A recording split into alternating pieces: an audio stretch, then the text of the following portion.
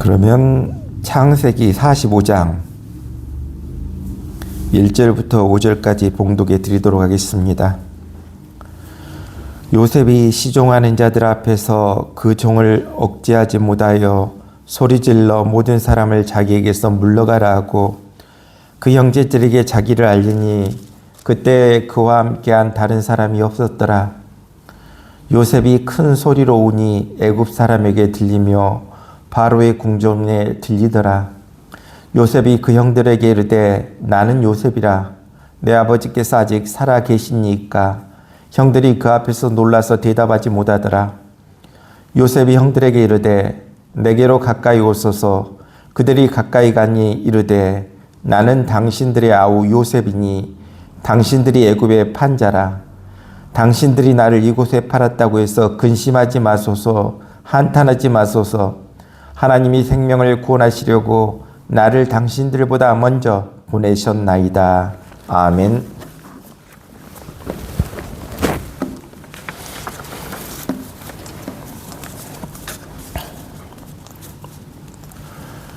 서양의 어느 시인은 돌아오지 않는 것들이 셋이 있다고 했습니다. 관역을 향해 쏜 화살과 급하게 뱉어버린 말과 황금과 같은 기회, 바로 이 셋이 다시 돌아올 수 없는 것들이라고 말하고 있습니다. 그렇기 때문에 이미 떠나버린 기회에 대해서 우리가 아무리 아쉬워한다고 할지라도 소용이 없는 일임을 우리는 깨닫게 됩니다. 그래서 바울은 에베소서 5장 16절에 세월을 아끼라, 세월을 아끼라 우리들에게 간절히 권하고 있습니다. 세월처럼 귀한 것이 없기 때문입니다. 이제 저물어가는 이 해의 마지막 고비에 서서 지금까지 걸어온 지난 1년 동안의 발자취를 뒤돌아보면 탄식과 후회, 이러한 것들이 우리의 마음을 무겁게 할 것입니다. 새해 새 아침 굉장한 포부와 부푼 꿈을 안고 힘차게 첫 발을 디딘 것이 엊그제 같은데 벌써 세월은 살같이 흘러서 한 해가 저무는 황혼이 되었습니다. 새해에 세웠던 모든 계획을 제대로 이루지도 못해 후회와 부끄러움 뿐인 지난 나날들을 되새기며 한 농부의 고백이 생각납니다. 해가 바뀌고 또 바뀌어도 아무런 수확을 못 얻었던 농부가 땅 주인에게 주인이시여 금년 한 번만 더 참아주소서 애원했던 그 간청의 말이 떠오르는 시기입니다. 이제 한 해가 저물어 갑니다. 시간은 언제나 귀하지만은 1년 중에도 이맘때 이 시간은 더욱 귀하고 뜻있는 시간입니다. 해마다 이맘때가 되면 사람들의 마음은 쓸쓸해집니다. 연초에 계획은 많았는데 해놓은 것은 없고 한 해 동안 동분서주하며 살았는데 얻은 것은 없고 정작 남은 것은 후회뿐이라는 것입니다. 그러기에 사람은 억지로 못 삽니다. 하나님이 축복해 주시지 않으면 살아갈 수가 없습니다. 잠언 16장 1절에 마음의 경영은 사람에게 있어도 말의 응답은 여호와께로부터 나오느니라. 이와 같이 말씀해 주고 있습니다. 바로 모든 일은 하나님이 하신다. 하나님이 하신다. 말씀해 주고 있습니다. 그러기에 우리는 어떻게 살아야 됩니까? 순리대로 살아야 합니다. 주님의 뜻대로 살아야 할 줄로 믿습니다. 이제 한 해가 저물고 있습니다. 오늘 이 시간, 지나간 시간을 돌아보는 시간들 우리 모두 가질 수 있기를 바랍니다. 지난 1년을 회고해보면 한 해 동안 별의 일들이 다 있을 줄로 압니다. 기뻤던 일들, 아쉬웠던 일들, 힘들었던 일들, 실패했던 일들, 이러한 많은 일들이 우리에게 있었을 것입니다. 우리는 여기서 한 해를 보내면서 우리의 허전한 마음을 가다듬을 수 있기를 바랍니다. 이제 우리는 한 해를 마감하며 먼저 해야 할 일 중 하나는 어려웠던 일들은 빨리 잊을 수 있기를 바랍니다. 성경은 지나간 시간들은 잊어버려라 말씀해 주고 있습니다. 지나간 시간에 있었던 아쉬웠던 일들, 후회스러웠던 일들 빨리 잊을수록 좋다라는 것입니다. 실패했던 일들도 빨리 잊을수록 좋다. 슬펐던 일들, 실수했던 일들, 안타까웠던 일들, 손해봤던 일들 모두 잊을 수 있기를 바랍니다. 지난 일들에 매달려 떨쳐버리지 못하면 우리는 과거에 얽매일 수밖에 없다는 것입니다. 이제 지난 시간의 일들을 다 털어버리고 가벼운 마음으로 앞을 보며 새날을 맞이할 수 있기를 바랍니다. 그럴 때 밝은 내일을 맞이할 수 있습니다. 사람들이 1년 동안 웃고 기분 좋게 행복한 일들이 많게 이와 같이 살았던 사람들은 다행스러운 일이지만 하지만 우리가 사는 이 세상 평탄한 일만 있는 것 아니지 않습니까? 평탄함의 일만 살아왔던 것이 반드시 좋은 것은 아니라는 사실이라는 것입니다. 건강했던 사람에게 한 번 큰 병이 찾아오면 쉽게 회복하기 어렵다고 합니다. 그런데 잔병 치레를 많이 하며 살아가는 사람은 큰 병이 와도 쉽게 극복한다고 합니다. 이것은 바로 하나님의 경험이고 병력에서 오는 지혜와 힘이기 때문입니다. 이를테면 병을 오래 알아본 경험이 있기에 그 지혜로 나아가니 병이 나을 수 있다는 것입니다. 우리가 올 한 해 동안 많은 어려움을 겪었습니까? 우리들의 삶 속에 찾아오는 고난이 운이 없어서 재수가 없어서 온 것이 아니라는 것입니다. 그곳에 분명한 하나님의 섭리가 있음을 기억할 수 있기를 바랍니다. 하나님의 섭리가 있었다. 그 사실을 우리가 알고 깨닫는다면 모든 일이 은혜로 우리에게 다가오게 됩니다. 가끔 살다가 보면 이 세상에 고민도 없고 고통도 없고 실패도 없고 병도 없다면 얼마나 좋을까 이런 생각을 할 수가 있다는 것입니다. 그런데 그렇게 되면 좋을 것 같지만 그것은 극히 인간적인 생각이라는 것입니다. 그러기에 하나님이 하시는 일에 우리는 믿고 맡겨야 합니다. 하나님이 다 좋은 길로 알아서 잘 해주실 줄로 믿습니다. 이와 같은 믿음으로 나아갈 수 있기를 바랍니다. 병에 든 경험이 있기에 병 안 걸리려고 노력하고 실패한 경험이 있기에 실패하지 않으려고 더 노력한다는 것입니다. 잠언 16장 3절에 보면 너의 행사를 여호와께 맡기라 말씀해 주고 있습니다. 지난 1년 동안 어려웠던 일들, 마음 아팠던 일들 다 주님께 맡길 수 있기를 바랍니다. 우리 모두 한 해 동안 힘들고 어렸던 것들 다 주님께 맡기고 새해에는 예수 그리스도와 함께 복된 삶으로 나아갈 수 있기를 바랍니다.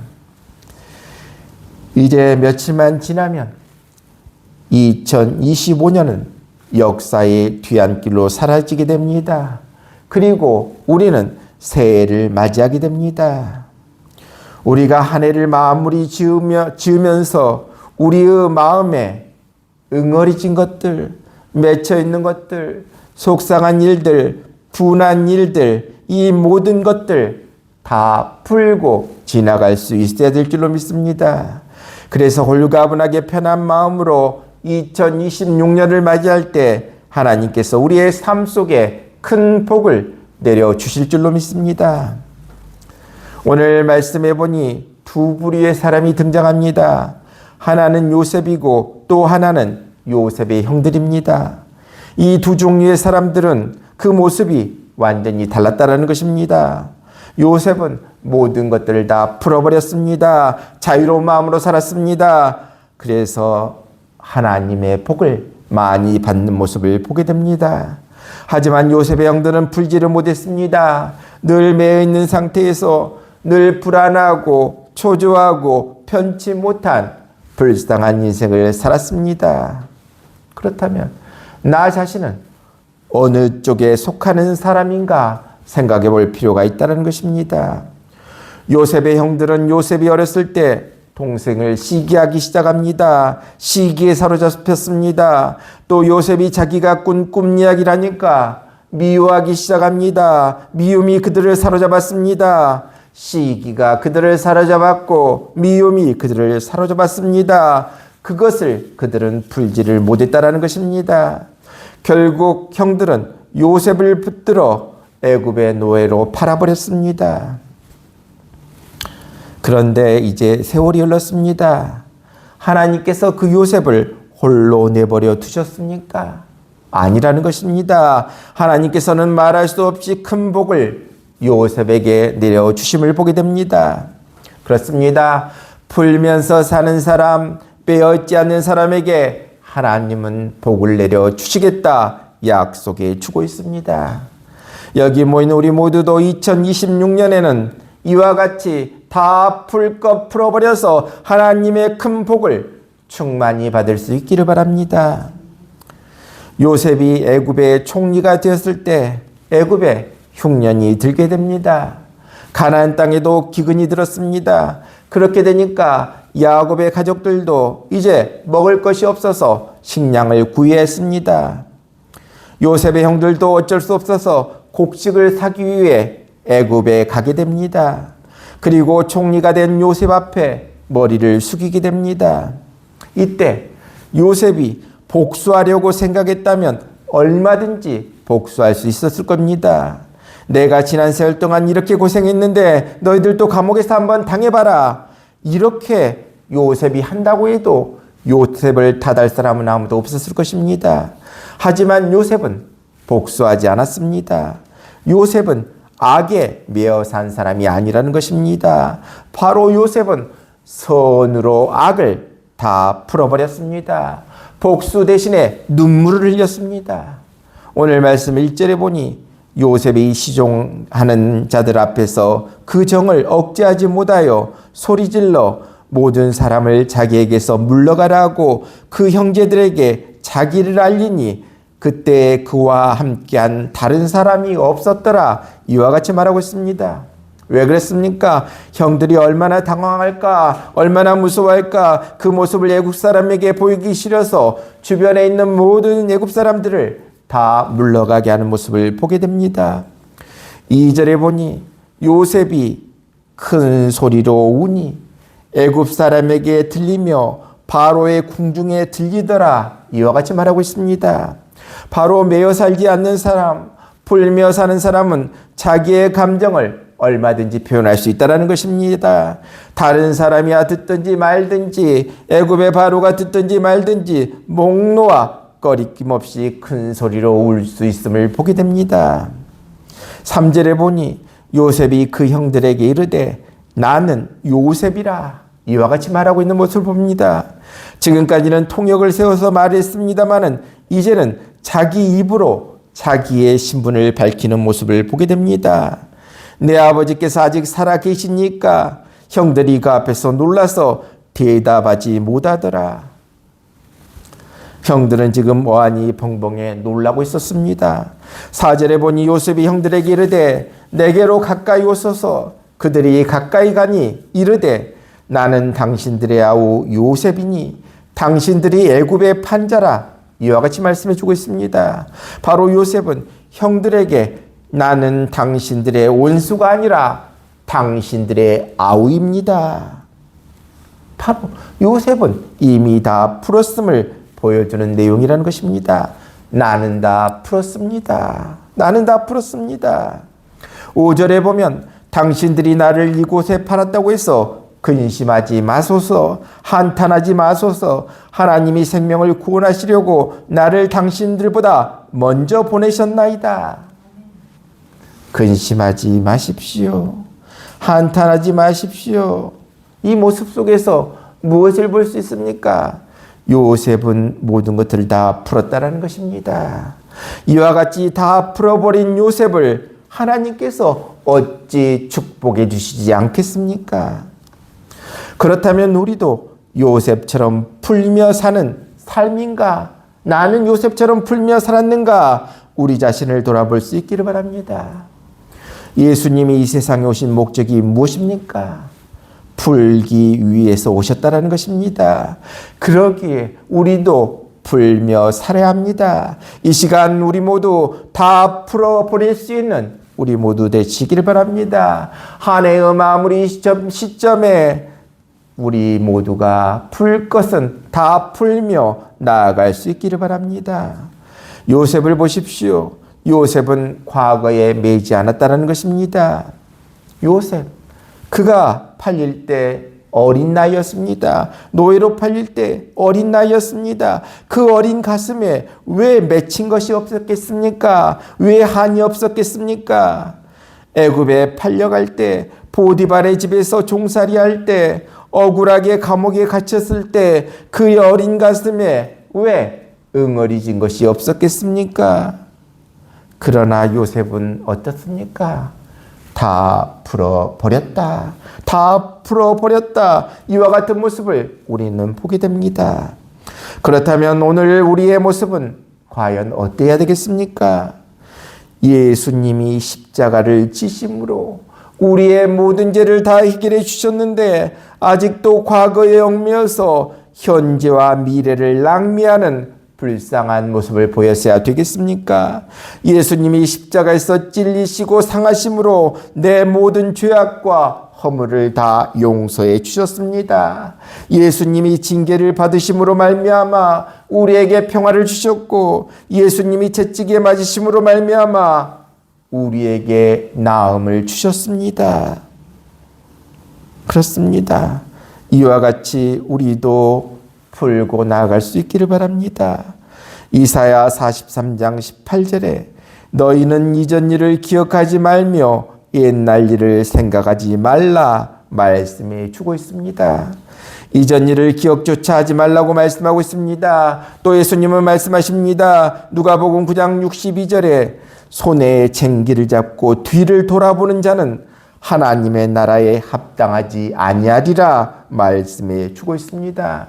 손에 쟁기를 잡았으면 앞을 보고 나아가야지 왜 뒤를 돌아보느냐? 예수님은 말씀해 주고 있습니다. 베드로가 예수님을 모른다고 부인했습니다. 그 중에 한 번은 저주까지 했습니다. 만일 베드로가 계속해서 자신이 했던 일, 그때 일에 사로잡혀 있었다면 어떻게 위대한 사도가 될 수 있었겠습니까? 사도 바울도 마찬가지입니다. 사도 바울은 예수 믿는 사람들을 핍박했습니다. 그것도 앞장서서 핍박했습니다. 또 스데반 집사를 죽이는 일에 최우선으로 앞장선 사람이 바로 바울이었습니다. 이 바울이 계속해서 그 일에 대해서 왜 내가 그랬을까? 왜 그랬을까? 죄책감에 계속 사로잡혀 있었다면 어떻게 예수님을 위한 위대한 사도가 될 수 있었겠습니까? 우리도 마찬가지입니다. 우리도 지나간 일에 얽매여서는 안 되겠습니다. 앞을 바라보면서 가야겠습니다. 사도 바울이 로마서 8장 2절에 무엇이라고 말씀해 주고 있습니까? 이는 그리스도 예수 안에 있는 생명의 성령의 법이 죄와 사망의 법에서 너를 해방하였음이라. 예수님이 십자가를 지심으로 말미암아 우리의 모든 죄에서 해방시켜 주셨습니다. 우리는 누굽니까? 우리는 하나님이 사랑하는 하나님의 자녀들입니다. 우리가 예수님 안에서 누리는 특권이 무엇입니까? 바로 과거에서 해방된 것이라는 것입니다. 그러기에 우리는 절대로 과거의 사람이 되어서는 안 되고 과거에 매여서도 안 되고 거기에 매이지 아니하는 자유함을 받고 나아가는 우리 모두 될 수 있기를 바랍니다. 또한 우리는 어떻게 살아야 되겠습니까? 주님만 바라보며 나아갈 수 있기를 바랍니다. 유다왕 여호사밧이 수많은 적군들 앞을 두고 이런 고백을 합니다. 하나님, 우리를 치러 오는 이 큰 무리를 우리가 도저히 대적할 능력이 없습니다. 어떻게 해야 할 줄도 모르겠습니다. 하지만 저는 오로지 주님만 바라봅니다. 도저히 헤어나오지 못할 상황에 놓여 있어도 오로지 주만 바라보았을 때 여호사밧은 큰 승리를 거둘 수 있음을 보게 됩니다. 우리도 마찬가지입니다. 오로지 주만 바라보며 나아가겠습니다. 2026년에도 오로지 주만 바라보고 나아가겠습니다. 이와 같이 나아가 우리의 삶, 복 있는 삶으로 나아가는 귀한 우리 모두 될 수 있기를 바랍니다. 하나님의 말씀을 부여잡고 살기로 다짐하는 여호수아, 바로 하나님의 말씀만을 부여잡고 살기를 다짐하는 여호수아에게 하나님이 무엇을 약속하셨습니까? 여호수아 1장 7절에 그리하면 어디로 가든지 형통하리라. 그렇습니다. 하나님은 이렇게 하나님의 말씀을 부여잡고 살기를 원하는 심령에게 어떤 약속을 해주셨다고 했습니까? 내가 어디로 가든지 형통하리라 약속해 주고 있습니다. 다가오는 새해에도 우리가 하나님의 말씀을 붙들고 예수 그리스도를 붙들고 나아갈 수 있는 우리 모두 될 수 있길 바랍니다. 바로 이러한 삶을 살고자 다짐하는 우리 모두에게 하나님께서는 다가오는 새해에도 큰 은혜를 베풀어 주실 것입니다. 그리고 2026년에는 우리의 삶의 풍랑이 잔잔해지는, 그래서 우리 인생의 항해를 멋지게 해나갈 수 있는 희망차고 복된 새해 맞이할 수 있기를 바랍니다. 그렇습니다. 한 해를 마감하는 송년주일을 보내고 있습니다. 이 주일에 우리 모두 이와 같은 삶 살 수 있기를 바랍니다. 어렵고 힘들었던 일들 다 잊고 나아갈 수 있기를 바랍니다. 우리 마음에 응어리졌던 것들 다 풀고 나아갈 수 있기를 바랍니다. 우리의 죄책감에서도 자유함을 얻을 수 있는 우리 모두 될 수 있기를 바랍니다. 그래서 우리 모두가 이제 앞만 바라보고 주님만 바라보고 말씀만 붙들고 나아가 우리에게 다가오는 새해에는 우리 모두가 충만한 은혜가 우리 모두에게 임할 수 있는, 충만한 은혜가 우리 모두에게 넘칠 수 있는 귀한 우리 모두 다 될 수 있기를 주님의 이름으로 축원합니다.